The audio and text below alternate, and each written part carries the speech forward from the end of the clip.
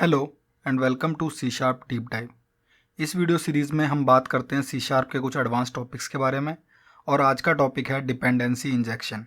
इस वीडियो में हम देखेंगे कि डिपेंडेंसी क्या होती है, कपलिंग क्या होती है, कैसे डिपेंडेंसी की वजह से कपलिंग हमारे कोड में इंट्रोड्यूस होती है, कपलिंग के डिसएडवांटेजेस क्या होते हैं और उसके बाद फिर हम देखेंगे कि एक्चुअली हम डिपेंडेंसी इंजेक्शन के थ्रू कैसे कपलिंग को कम कर सकते हैं और हमारे कोड को क्लीन कर सकते हैं।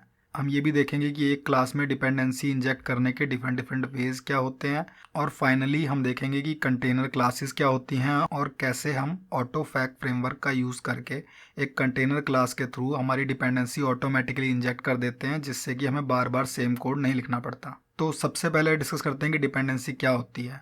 तो डिपेंडेंसी, जैसे कि नेम से क्लियर हो रहा है कि जब एक क्लास किसी दूसरी क्लास पे डिपेंड करती है तो उसे डिपेंडेंसी कहते हैं। अगर रियल वर्ल्ड एग्जांपल की बात करें तो आपकी अगर कोई क्लास है ह्यूमन नेम की, तो ह्यूमन किन चीज़ों पे डिपेंड करेगा? ह्यूमन डिपेंड करेगा उन चीज़ों पे जिसकी उसको कंटिन्यूसली नीड होती है। एक होम, एक स्कूल, एक हॉस्पिटल, ये सारी डिपेंडेंसी है ह्यूमन की।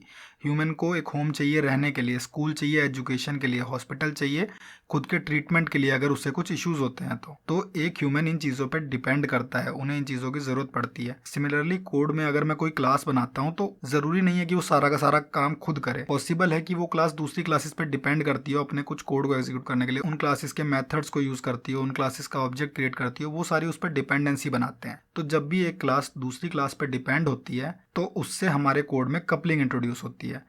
तो कपलिंग क्या होती है? कपलिंग होती है बेसिकली दो क्लासेस जब एक दूसरे पे डिपेंड कर रहे हो तो वो आपस में कपल हो जाते हैं। बेसिकली हमें अगर एक क्लास में चेंज करना हो तो उसका इम्पैक्ट दूसरी क्लास में भी जाता है। तो इसमें आप खुद समझ सकते हैं कि अगर ऐसा केस बहुत सारी क्लासेस में हो जाता है, एक पे दूसरी डिपेंड करती है फिर तीसरी डिपेंड करती है, तो एक ग्रुप बन जाता है इन क्लासेस का और मैं किसी एक में भी अगर कुछ चेंज इंट्रोड्यूस करता हूँ तो मुझे सारी क्लासेस में उसके रिलेटेड चेंज डालना पड़ता है, जिससे कि मेरे कोड की मेंटेनेंस कॉस्ट बहुत हाई हो जाती है।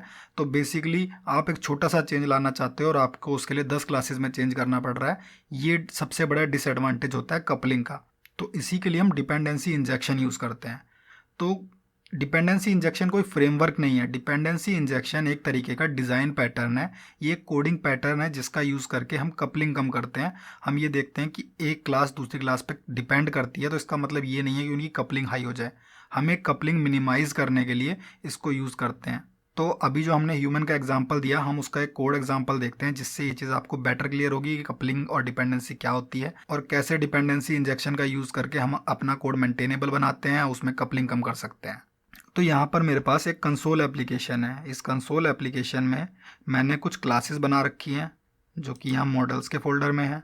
तो उसमें सबसे मेन क्लास है मेरी पर्सन, जो अभी हम बात कर रहे थे कि एक ह्यूमन या एक पर्सन जो होता है वो किन चीज़ों पे डिपेंड करता है। तो ये पर्सन क्लास डिपेंड करती है होम पे, हॉस्पिटल पे और स्कूल पे। तो सबसे पहले हम जाते हैं पर्सन क्लास के अंदर। तो मैं देख रहा हूँ कि पर्सन क्लास के अंदर 3 प्रॉपर्टीज़ हैं, होम, स्कूल, हॉस्पिटल। तो जब भी पर्सन क्लास का एक ऑब्जेक्ट क्रिएट होता है तो साथ में इनका भी ऑब्जेक्ट क्रिएट हो रहा है।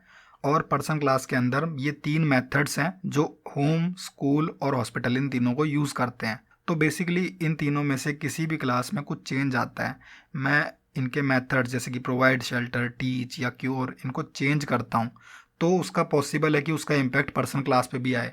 तो मैं जब भी उनमें चेंज करूँगा मुझे पर्सन क्लास को रीवेरीफाई करना पड़ेगा और इवन पॉसिबल है कि कोड चेंज भी यहाँ करना पड़े उस चेंज के अकॉर्डिंग। तो इससे ये क्लासेस आपस में कपल हो गई हैं। तो बेसिकली आप यहाँ देख सकते हैं कि जैसे टेक रेफ्यूजी मेथड है वो होम के अंदर का मेथड प्रोवाइड शेल्टर कॉल करता है जिसमें खुद का एक ऑब्जेक्ट पास कर रहा है। तो इसके अंदर फॉर नाउ हमने डमी कोड सिंपली लिखा हुआ है कि stay home, but actual code की जब आप बात करें तो पॉसिबल है कि इसके अंदर जो ये ऑब्जेक्ट आ रहा है इस पर कुछ ऑपरेशंस परफॉर्म किए जाएं। तो अगेन आप देखिए कि पहले पर्सन क्लास होम क्लास का ऑब्जेक्ट क्रिएट कर रही है और देन ये प्रोवाइड शेल्टर मेथड जो है इसके अंदर पर्सन क्लास का ऑब्जेक्ट आ रहा है जिसको ये यूज़ करेगी। तो इस सिनेरियो को हम हाईली कपल्ड कहते हैं। बेसिकली दोनों क्लास एक दूसरे पर डिपेंड कर रही है, ना कि सिर्फ एक क्लास दूसरे पर कर रही हो। सिमिलरली अगर मैं वापस पर्सन क्लास पे जाऊँ तो सिमिलरली स्कूल के अंदर भी ये टीच मेथड है जिसके अंदर पर्सन का ऑब्जेक्ट जा रहा है एंड हॉस्पिटल के अंदर भी ये क्योर मेथड है जिसमें पर्सन का ऑब्जेक्ट जा रहा है। तो पर्सन क्लास इन तीनों क्लासेस के साथ बहुत हाईली कपल्ड है यहाँ पे। तो अब हम डिपेंडेंसी इंजेक्शन यूज़ करके देखेंगे कि हम कैसे इस कपलिंग को धीरे धीरे कम कर सकते हैं। तो डिपेंडेंसी इंजेक्ट करने के 3 तरीके होते हैं, कंस्ट्रक्टर इंजेक्शन, प्रॉपर्टी इंजेक्शन और मेथड इंजेक्शन। तो सबसे पहला होता है कंस्ट्रक्टर इंजेक्शन। कंस्ट्रक्टर इंजेक्शन में जब किसी क्लास का मैं ऑब्जेक्ट बना रहा होता हूँ तो उसी टाइम पे उसकी जो डिपेंडेंसी है उसका ऑब्जेक्ट मैं उसमें पास करता हूँ। तो बेसिकली अगर मैं पर्सन क्लास पे आऊँ तो फॉर एग्जांपल जैसे कि यहाँ पे ये होम है, तो अगर मैं ये होम क्लास के ऑब्जेक्ट को यहाँ पर्सन क्लास में ना क्रिएट करके इसके कंस्ट्रक्टर के थ्रू पास कराऊँ, तो मैं यहाँ पे कर दूँगा होम होम और यहाँ पे मैं न्यू ना क्रिएट करके इसको बोलूँगा कि जो भी कंस्ट्रक्टर में पास हुआ है उसको यूज़ करना है। तो इस टाइम पे मैंने ये बोल दिया कि पर्सन क्लास के अंदर होम का ऑब्जेक्ट नहीं क्रिएट होगा, जो भी इसका ऑब्जेक्ट क्रिएट कर रहा है वो प्रोवाइड करेगा इस ऑब्जेक्ट को। तो ये हो गया कंस्ट्रक्टर बेस्ड इंजेक्शन। तो यहाँ पे ये टर्म क्लियर होती है कि इंजेक्शन क्यों कहते हैं इसको। इंजेक्शन इसलिए कहते हैं क्योंकि वो खुद ना क्रिएट करके जो इसका ऑब्जेक्ट बना रहा है वो पास कर रहा है, वो इंजेक्ट कर रहा है इसके अंदर इस चीज़ को। तो यहाँ पे मैंने ये चीज़ चेंज कर दी है। तो यहाँ पे जब मैं न्यू पर्सन क्रिएट कर रहा हूँ तो मुझे इससे पहले यहाँ पे होम का ऑब्जेक्ट बनाना पड़ेगा और मैं इस होम वेरिएबल को अब इसके अंदर पास कर दूंगा। तो बेसिकली ये होता है कंस्ट्रक्टर इंजेक्शन। तो इस केस में आपने एक पैरामीटराइज्ड कंस्ट्रक्टर बना दिया और आपने बोल दिया कि जो भी पर्सन क्लास का ऑब्जेक्ट बनाएगा वो प्रोवाइड करेगा इस वेरिएबल को। सेकंड होता है प्रॉपर्टी इंजेक्शन। प्रॉपर्टी इंजेक्शन ये कहता है कि हम एक पब्लिक प्रॉपर्टी बना देंगे जिसमें कोई भी इस वैल्यू को सेट कर सकता है और जो यूज़ करना चाहता है वो यहाँ पे अपने हिसाब से वैल्यू सेट करे और फिर इसको यूज़ करे। तो फॉर एग्जांपल अगर मैं पर्सन क्लास पे वापस जाऊँ और स्कूल के लिए एक प्रॉपर्टी यहाँ पे जनरेट कर देता हूँ मैं, तो यहाँ पे मैं लिखूँगा पब्लिक स्कूल और यहाँ पे मैं एक सेट प्रॉपर्टी बना दूंगा।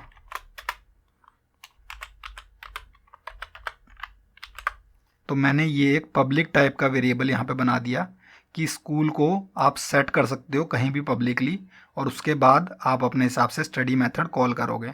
तो अगेन मैं यहाँ से इसको हटा देता हूँ कि अब इसकी नीड नहीं है और मैं प्रोग्राम क्लास में जाऊँगा और पर्सन डॉट स्कूल को यहाँ पे पहले मैं सेट करूँगा न्यू स्कूल से और उसके बाद पर्सन डॉट स्टडी कॉल करूँगा। तो प्रॉपर्टी इंजेक्शन के केस में हमें ये चीज़ ध्यान रखनी चाहिए कि पॉसिबल है कि स्कूल कभी सेट भी ना हुआ हो। तो उस केस में मैं यहाँ पे एक नल चेक इंट्रोड्यूस कर दूँगा। तो इस केस में अगर स्कूल प्रॉपर्टी सेट हो चुकी है, नल नहीं है, तो स्कूल डॉट टीच कॉल हो जाएगा और यहाँ पे चाहे तो आप एक एल्स लिख सकते हैं जो कुछ भी मैसेज डिस्प्ले करेगा कि ये प्रॉपर्टी सेट नहीं हुई है। तो ये हो गया हमारा second type property injection. Finally third type आता है method based injection. Method based injection उस केस में सबसे ज़्यादा हेल्पफुल होता है जब आपकी जो डिपेंडेंसी है वो सिंगल मेथड में ही यूज़ हो रही हो। तो जैसे कि अगर हम हॉस्पिटल का केस यूज़ करें, तो अगर हम होम या स्कूल की बात करते हैं तो हम उनको डेली लाइफ में यूज़ करते हैं। हमें डेली स्कूल जाना होता है, हमें डेली होम जाना होता है, बट हॉस्पिटल बहुत रेयर ओकेजन्स में हमें जाना होता है जब एक्चुअली हमें ज़रूरत हो। तो उस केस में हम एक मेथड इंजेक्शन बना सकते हैं कि जिस पॉइंट पे उसकी ज़रूरत हो सिर्फ तभी वो यूज़ हो और उसके बाद ना हो। तो मैं इस गेट ट्रीटमेंट मेथड के अंदर एक पैरामीटर बना दूंगा हॉस्पिटल और मैं इस पे कॉल करूंगा डॉट क्योर। तो बेसिकली इस केस में मुझे यहाँ पे हॉस्पिटल की ज़रूरत ही नहीं रह गई क्योंकि मेरी एंटायर क्लास उस पर डिपेंड नहीं कर रही थी, सिर्फ एक मेथड कर रहा था। तो मैं यहाँ से इसको रिमूव कर दूंगा और अब जो गेट ट्रीटमेंट मेथड है, तो बेसिकली जिस टाइम पे गेट ट्रीटमेंट कॉल हो रहा है उस टाइम पे आप बताओगे कि एक्चुअली किस हॉस्पिटल में ट्रीटमेंट लेना है और उसका कॉल हो जाएगा। आप डिफरेंट टाइम पे डिफरेंट हॉस्पिटल की वैल्यू यहाँ पे पास कर सकते हो। तो ये होते हैं डिफरेंट टाइप के डिपेंडेंसी इंजेक्शंस। तो अभी तक हम देखें तो हमारी डिपेंडेंसी कुछ हद तक तो कम हुई है। बेसिकली यहाँ पर्सन क्लास के अंदर कभी भी हमें इनको क्रिएट नहीं करना पड़ रहा, जो कॉल कर रहा है वो क्रिएट करके दे रहा है। तो इन क्लासेस की आपस में डिपेंडेंसी कम हुई है धीरे धीरे। इसके बाद सेकंड स्टेप आता है इंटरफेसेस को यूज़ करना। तो ज़्यादातर अगर आपने कभी डिपेंडेंसी इंजेक्शन के बारे में पढ़ा है तो उसमें इंटरफेसेस बहुत ज़्यादा यूज़ होते हैं। तो इसमें ये चीज़ याद रखने वाली है, एक तो इंटरफेसेस ज़रूरी नहीं है डिपेंडेंसी इंजेक्शन के लिए, बट वो काफ़ी हद तक कपलिंग कम करते हैं। क्यों?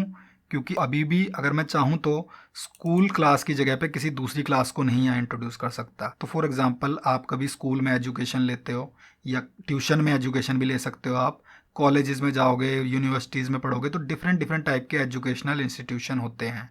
तो अगर आपके सॉल्यूशन में आप चाहते हो कि स्कूल स्वैपेबल हो, कि आप .teach मेथड तो यूज़ करना चाहते हो, बट ज़रूरी नहीं है वो स्कूल के अंदर, वो दूसरे टाइप के एजुकेशनल इंस्टीट्यूशन में भी हो सकता है।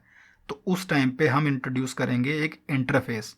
तो मैं यहाँ स्कूल क्लास पे जाता हूँ और यहाँ स्कूल पे जाके पहले मैं इस मेथड को पब्लिक कर देता हूँ और यहाँ पे हम करेंगे एक्सट्रैक्ट इंटरफेस। इसको मैं नाम दे दूँगा आई एजुकेशनल इंस्टीट्यूशन और इसको मैं ओके कर दूँगा। तो यहाँ पे आई एजुकेशनल इंस्टीट्यूशन निकल के आ गया और ये हो गया वॉइड टीच। तो अब मैं इसको पर्सन क्लास में कह सकता हूँ कि स्कूल की जगह पे यहाँ पे ये एजुकेशनल इंस्टीट्यूशन टाइप का होगा। तो कल को मैं यहाँ पे स्कूल की जगह पे किसी दूसरे टाइप के एजुकेशनल इंस्टीट्यूशन को भी यूज़ कर सकता हूँ। तो यहाँ नीचे आते हैं, यहाँ भी मैं स्वैप कर देता हूँ इसको। ओके, तो अब मेरा कहीं पे भी एक्चुअली उस टाइप का ऑब्जेक्ट यूज़ नहीं हो रहा। तो अगर फ्यूचर में यहाँ किसी दूसरे टाइप का इंस्टीट्यूशन भी यूज़ करना चाहूँ तो कर सकता हूँ। तो फॉर एग्जांपल जैसे मैं स्कूल की जगह पे बनाऊँगा यहाँ पे एक कॉलेज। ओके, और मैं यहाँ पे जाऊँगा और कॉलेज लिख दूँगा और इसके अंदर मैं डाल देता हूँ एजुकेट पर्सन इन कॉलेज और स्कूल के अंदर मैं डाल दूँगा एजुकेट पर्सन इन स्कूल। तो बेसिकली मेरे पास यहाँ दो तरीके के एजुकेशनल इंस्टीट्यूशन हो गए और मैं जो सा चाहूँ वो यूज़ कर सकता हूँ। ये चीज़ पर्सन क्लास को नहीं पता कौन सा यूज़ हो रहा है और ना इसको फ़र्क पड़ता है, तो इससे इसकी कपलिंग कम हो गई। ये चीज़ डिसाइड करेगा प्रोग्राम। तो प्रोग्राम में मैं सबसे पहले इसको चेंज कर देता हूँ, न्यू हॉस्पिटल ये प्रोवाइड करेगा। तो पहले हम स्कूल से रन करके देखते हैं कि क्या आउटपुट आएगा। तो स्कूल से मैंने जब रन किया है तो सबसे पहले मेरा होम का मेथड स्टे होम, स्कूल का method educate person in school और क्योर पर्सन, और मैं सिर्फ यहाँ पे वन वर्ड चेंज करूँगा कॉलेज और मैं इसको रन करूँगा तो यहाँ पे आ गया एजुकेट पर्सन इन कॉलेज। तो ये होती है हमारी कपलिंग कम करना। बेसिकली मैंने एक जगह सिंगल जगह चेंज किया है और उससे मेरा सारा इम्पैक्ट हो गया। तो इसके लिए हम इंटरफेसेस यूज़ करते हैं जिससे कि हमें इजीली ऑब्जेक्ट स्वैप करने में मदद मिले। तो इंटरफेसेस का सबसे बड़ा एडवांटेज यही होता है कि हम क्लासेस टाइप चेंज कर सकते हैं और इस चीज़ से हमें सबसे ज़्यादा बेनिफिट मिलता है यूनिट टेस्टिंग में। अब जब आप यूनिट टेस्टिंग करोगे तो आप एक्चुअल ऑब्जेक्ट्स हो सकता है ना यूज़ करो। आप एक डमी कॉलेज की क्लास बना लो, एक डमी हॉस्पिटल की क्लास बना लो, डमी पर्सन की, और उनको आप इजीली सिंगल जगह से चेंज कर सकते हो अपनी यूनिट टेस्टिंग के लिए। स्पेशली अगर आपने लॉगिंग के एग्जांपल्स देखे हैं तो रियल वर्ल्ड एप्लीकेशन में लॉगिंग के बहुत ज़्यादा यूज़ होता है, बट यूनिट टेस्टिंग के टाइम पे उसका कोई बेनिफिट नहीं है। हम नहीं चाहते एक्चुअली लॉगिंग में हमारा टाइम वेस्ट हो या एक्चुअल लॉगिंग क्रिएट भी हो यूनिट टेस्टिंग के टाइम पे। मैं यूनिट टेस्ट कर रहा हूँ, एक पर्टिकुलर फंक्शनैलिटी टेस्ट कर रहा हूँ, मैं लॉगिंग अभी टेस्ट नहीं करना चाहता।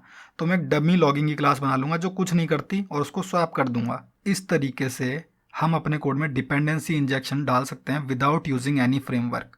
अब फाइनली हम देखेंगे कि कंटेनर क्या होते हैं और कैसे हम फ्रेमवर्क का यूज़ करके इस पूरे प्रोसेस को सिंप्लीफाई कर सकते हैं, जिससे कि जो क्लास कॉल कर रही है उसको भी बार बार ये नए ऑब्जेक्ट्स क्रिएट करके पास ना करने पड़े। तो सबसे पहले कंटेनर होता क्या है। कंटेनर बेसिकली एक की वैल्यू डिक्शनरी टाइप की होती है जिसमें कि आप डिफाइन करके रखते हो कि किस इंटरफेस के लिए किस क्लास का ऑब्जेक्ट प्रोवाइड करना है, और रन टाइम पे जब आप एक्चुअली उसको रिक्वेस्ट करते हो तो आपको उस टाइप की क्लास वहाँ पे मिलती है। तो हालांकि हम कंटेनर अपने कोड से खुद भी जनरेट कर सकते हैं। आप एक मैपिंग बना के रख सकते हो जो रन टाइम पे आपको उस पर्टिकुलर क्लास का ऑब्जेक्ट प्रोवाइड करे, बट बहुत सारे फ्रेमवर्क्स होते हैं जो आपके लिए ये ऑपरेशन बहुत ज़्यादा सिंपल कर देते हैं। तो हम उनमें से ही एक फ्रेमवर्क ऑटोफैक का यूज़ करके देखेंगे कि कैसे हम कंटेनर का यूज़ कर सकते हैं ये सेम चीज़ अचीव करने के लिए जो अभी हमने खुद के कोड से करी। तो मैं जाऊँगा यहाँ डिपेंडेंसी में, मैनेज नगेट पैकेजेस, और यहाँ पे मैं सर्च करूँगा ऑटोफैक। तो यहाँ पे मेरा ये टॉप रिज़ल्ट आ गया है ऑटोफैक। मैं इसको इंस्टॉल कर लूँगा। ओके, तो मेरा ऑटोफैक यहाँ पे इंस्टॉल हो चुका। इसको मैं कर देता हूँ क्लोज़। और अब मैं सबसे पहले जाके यहाँ पे एक कंटेनर की कॉन्फ़िगरेशन करने के लिए क्लास क्रिएट करूँगा जिसके अंदर मैं ये कॉन्फ़िगर करूँगा कि मेरा कंटेनर कौन से इंटरफेस के लिए कौन से टाइप का ऑब्जेक्ट प्रोवाइड करेगा। तो यहाँ पे मैं इसका नाम दे देता हूँ कंटेनर कॉन्फ़िगरेशन। ओके, तो इसको मैं पब्लिक कर देता हूँ और इसके अंदर हम एक मेथड बनाएंगे जो हमारा कंटेनर टाइप का ऑब्जेक्ट बनाएगा। तो पब्लिक स्टैटिक आई कंटेनर। और यहाँ पे ये हमें याद रखना है कि सिस्टम डॉट कंपोनेंट मॉडल नहीं, हमें ऑटोफैक वाला कंटेनर चाहिए। तो यहाँ से ऑटोफैक हमने रेफरेंस कर लिया और इस मेथड का मैं सिंपली नाम दे देता हूँ कॉन्फ़िगर। तो बेसिकली ये हमारे लिए एक कंटेनर क्रिएट करके हमें प्रोवाइड करेगा जिसमें कि ये सारी मैपिंग सेट होगी कि किस टाइप के इंटरफेस के लिए किस टाइप का ऑब्जेक्ट चाहिए। तो एक बार इसके अंदर कोड लिखने से पहले मैं अपने सारी क्लासेस के लिए 1 बाय 1 इंटरफेसेस जनरेट कर लेता हूँ। ओके, तो इस पॉइंट पे मेरे सारी क्लासेस के लिए इंटरफेसेस जनरेट हो चुके हैं और मैं प्रॉपरली अपने कंटेनर में डिफाइन कर सकता हूँ कि किस इंटरफेस के लिए कौन सा ऑब्जेक्ट प्रोवाइड करना है। तो यहाँ पे मैंने इवन पर्सन क्लास के लिए भी इंटरफेस बनाया है अपनी कपलिंग रिड्यूस करने के लिए। तो यहाँ पे अब कॉन्फ़िगर मेथड के अंदर मैं कंटेनर बिल्डर बनाऊंगा। सबसे पहले कंटेनर बिल्डर नेम का equal to new container builder. तो इसके अंदर अब मैं 1 बाय 1 अपने टाइप्स रजिस्टर करूँगा। तो बिल्डर डॉट रजिस्टर टाइप, यहाँ पे पर्सन, इसका रेफरेंस मैं ऐड कर देता हूँ, डॉट एज आई पर्सन। तो ये होता है सिंटैक्स किसी एक क्लास को एक इंटरफेस के लिए मैप करने का। तो इस लाइन में मैं क्या कह रहा हूँ कि कोई भी अगर आई पर्सन टाइप का ऑब्जेक्ट आपसे मांगता है तो पर्सन आपको प्रोवाइड करना है। सिमिलरली मैं सेम चीज़ करूँगा अपने बाकी क्लासेस के लिए। और यहाँ पे फाइनली मैं रिटर्न कर दूँगा बिल्डर को बिल्ड करके। यहाँ पे मैं करता हूँ आई एजुकेशनल इंस्टीट्यूशन, जिसके लिए सबसे पहले मैं स्कूल रिटर्न कर देता हूँ। उसके बाद आई हॉस्पिटल, जिसके लिए मैं हॉस्पिटल रिटर्न कर देता हूँ। और यहाँ पे आई होम, उसके लिए मैं होम रिटर्न कर देता हूँ। तो मैंने हर इंटरफेस के लिए अपना टाइप बता दिया कि आई पर्सन मांगे तो पर्सन दे दो, आई एजुकेशनल इंस्टीट्यूशन मांगे तो स्कूल दे दो, आई हॉस्पिटल के लिए हॉस्पिटल, आई होम के लिए होम। और फाइनली जब मेरा बिल्डर रेडी है तो उसको बिल्ड करके आप आगे प्रोवाइड कर दो। अब इस बिल्डर का यूज़ करके कोई भी अपने टाइप का ऑब्जेक्ट ले सकता है इससे।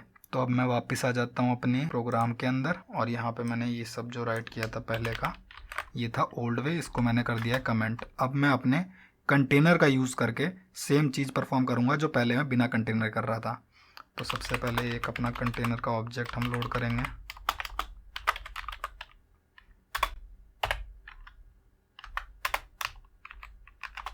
तो ये मेथड मुझे कंटेनर पूरा प्रिपेयर करके यहाँ पे रिटर्न कर देगा। उसके बाद हमने नेक्स्ट लाइन में ये एक लाइफ टाइम स्कोप टाइप का ऑब्जेक्ट बनाया है। तो स्कोप सिंपली यही कहता है कि स्कोप के थ्रू आप डिफरेंट टाइप के ऑब्जेक्ट क्रिएट कर सकते हो और जैसे ही ये पर्टिकुलर स्कोप ख़त्म होगा उसी पॉइंट पे बाकी सारे भी डिस्पोज हो जाएंगे। तो इसीलिए मैंने इसको एक यूजिंग के अंदर पुट किया है, जिससे कि जैसे ये यूजिंग स्टेटमेंट यहाँ पे ख़त्म हो इसके अंदर एक क्रिएट ऑब्जेक्ट का स्कोप भी ख़त्म हो जाए।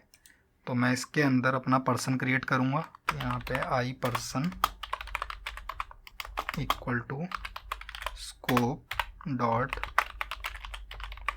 रिजॉल्व और टाइप रिजॉल्व करना है आई पर्सन। तो बेसिकली यहाँ पे ये नोट करने वाली चीज़ है कि मैंने कहीं भी स्पेसिफाई नहीं किया कि मुझे पर्सन चाहिए, मैंने ये हर जगह बोला कि आई पर्सन चाहिए। और अब ये कंटेनर डिसाइड कर रहा है कि आई पर्सन की कौन सी चाइल्ड क्लास मुझे मिलेगी। तो अब मैं पर्सन के जो मेथड यूज़ कर रहा था वो यूज़ कर सकता हूँ। एक रेफ्यूजी हो गया,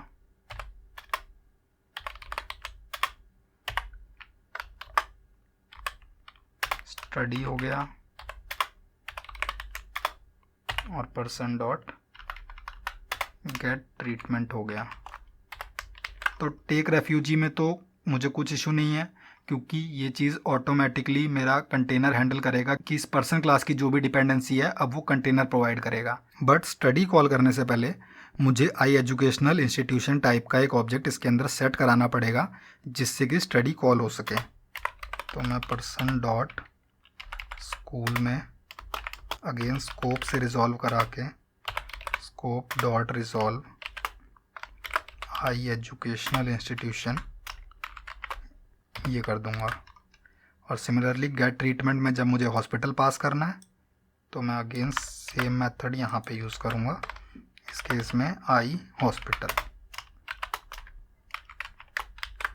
तो मेरा यहाँ पे इशू आया कि ये आई हॉस्पिटल को एक्सेप्ट नहीं कर रहा है, तो मैं जाऊँगा गेट ट्रीटमेंट में, इसको बोलूँगा कि आई हॉस्पिटल एक्सेप्ट करना है, और सिमिलरली मैं पर्सन क्लास में जाऊँगा और यहाँ पे भी बोलूँगा कि आई हॉस्पिटल टाइप का ये ऑब्जेक्ट आएगा। मैं वापस जाता हूँ अपने प्रोग्राम में, तो सेम जो ऑपरेशंस मैं पहले परफॉर्म कर रहा था सेम अब हो रहे हैं, बट इस केस में मुझे खुद से कभी भी कोई ऑब्जेक्ट क्रिएट ही नहीं करना पड़ा। मैंने न्यू कीवर्ड यहाँ पे पूरी क्लास में यूज़ ही नहीं किया है और मेरा सारा काम इंटरफेसेस के थ्रू हो रहा है। तो मैं वापस जाके अपनी पर्सन क्लास एक बार चेक कर लेता हूँ कि मेरी कोई डिपेंडेंसी बची तो नहीं रह गई, और यहाँ पे मेरी एक होम पे डिपेंडेंसी है, तो मैं इसको आई होम कर देता हूँ, इसको भी आई होम। तो अब इस पॉइंट पे इसके अंदर सारे इंटरफेसेस यूज़ हो रहे हैं, कोई डिपेंडेंसी नहीं है। मैं स्कूल पे जाता हूँ, यहाँ पे मैं आई पर्सन यूज़ कर सकता हूँ, और आई एजुकेशनल इंस्टीट्यूशन में भी जाके आई पर्सन यूज़ करूँगा। सिमिलरली मैं जाता हूँ हॉस्पिटल में, इसमें भी आई पर्सन, और इसके बाद आई हॉस्पिटल में यहाँ पे भी आई पर्सन, होम सेम चेंज यहाँ पर भी, और आई होम में यहाँ पर भी। तो इस पॉइंट पे अगर मैं देखूँ तो मेरी कंटेनर कॉन्फ़िगरेशन क्लास को छोड़ के किसी को नहीं पता कि मैं कौन से ऑब्जेक्ट्स को यूज़ कर रहा हूँ। कहीं पे भी मैंने पर्सन क्लास का नेम नहीं मेंशन किया, कहीं पे भी स्कूल का नेम नहीं मेंशन किया, हॉस्पिटल का, होम का, हर जगह मैं इंटरफेसेस के थ्रू यूज़ कर रहा हूँ। तो एट एनी पॉइंट अगर मुझे पर्सन, स्कूल, हॉस्पिटल, होम किसी भी क्लास को स्वैप करना है तो मैं इसे कॉमन जगह पे चेंज करके मेरे पूरे के पूरे कोड में उस चीज़ को स्वैप कर सकता हूँ। तो अब इसको मैं रन करके देखता हूँ एक बार, और यहाँ पे मेरी कोई एरर आई है। ओके, कॉलेज में मिस हो गया था वो चेंज होना। तो ये मेरी फाइनल को क्लास थी जहाँ के अंदर मैं स्वैप करना रह गया था, अब ये स्वैप हो चुका है। तो अब मैं अगेन ट्राई करता हूँ इसको एक बार। मेरी एप्लीकेशन यहाँ रन हो गई, और जो पहले आउटपुट था एग्जैक्ट सेम आउटपुट आया, stay home, educate person in school, cure person. और मैं अब यहाँ जाके सिंपली इसको स्वैप करूँगा कि स्कूल की जगह पे कॉलेज यूज़ करना है, और मैं कहीं पे भी कुछ भी चेंज नहीं करूँगा, और मैंने डायरेक्टली वहाँ से स्वैप कर दिया। तो अब मैं देखूँ तो फर्स्ट ऑफ ऑल मेरी क्लासेस इजीली स्वैपेबल है। मैं चारों में से किसी भी क्लास को किसी भी पॉइंट पे स्वैप कर सकता हूँ, और बाकी किसी भी क्लास में कुछ चेंज करने की ज़रूरत नहीं पड़ेगी। मैं पर्सन को चेंज करता हूँ तो सिर्फ मुझे यहाँ से स्वैप करना है, और ना मुझे कॉलेज में कुछ चेंज करना है, ना हॉस्पिटल में, ना होम में। Similarly for other classes. And second point कि अगर मेरी क्लास में कुछ चेंज आता है, मैं स्वैप नहीं कर रहा हूँ, कुछ कोड चेंज आता है, तो मुझे एक ही क्लास में वो चीज़ चेंज करनी है, एज लॉन्ग एज कि मेरे मेथड के सिग्नेचर्स चेंज नहीं हो रहे हैं, मेरा इंटरफेस जो पहले था इंटरफेस एग्जैक्ट सेम है। तो मुझे एक जगह चेंज करने के लिए 4 जगह उस चीज़ को रिपीट नहीं करना पड़ रहा। तो इस वीडियो में हमने देखा कि डिपेंडेंसी क्या होती है, डिपेंडेंसी इंजेक्शन क्या होता है, कैसे डिपेंडेंसी की वजह से कपलिंग हमारे कोड में आती है, क्या उसके डिसएडवांटेजेस होते हैं, फिर हम कैसे डिपेंडेंसी को इंजेक्ट करते हैं, उससे हमारी कपलिंग कम होती है, इंटरफेसेस का डिपेंडेंसी इंजेक्शन में क्या रोल होता है, और फाइनली हमने देखा कि कैसे हम कुछ एक्सटर्नल फ्रेमवर्क का यूज़ करके ईजिली हमारे कोड में डिपेंडेंसी को इंजेक्ट कर सकते हैं विदाउट एनी इश्यूज़। अगर आपको ये वीडियो अच्छा लगा हो तो इसे लाइक और शेयर करें, और ऐसी और वीडियोस के लिए चैनल को सब्सक्राइब करें।